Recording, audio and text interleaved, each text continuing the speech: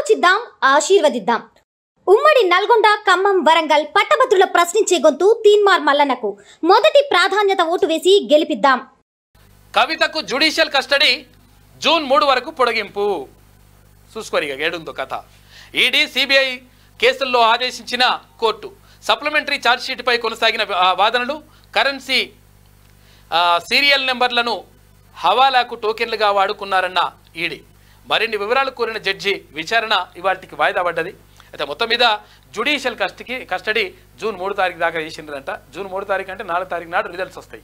4 తారీఖు నాడు రిజల్ట్స్ వచ్చిన తర్వాత ఇక అక్కని విడుదల చేసేటువంటి అవకాశం మాత్రం 100% ఉంటుందని చెప్పేసి చాలామంది నిపుణులు అంటూ ఉన్నారు.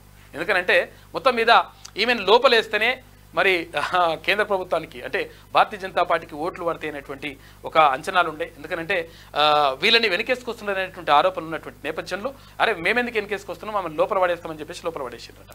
అది కథ. ఆలోచిద్దాం, ఆశీర్వదిద్దాం. ఉమ్మడి నల్గొండ, ఖమ్మం, వరంగల్ పట్టభద్రుల ప్రశ్నించే గొంతు తీన్మార్ మల్లన్నకు మొదటి ప్రాధాన్యత ఓటు వేసి గెలిపిద్దాం.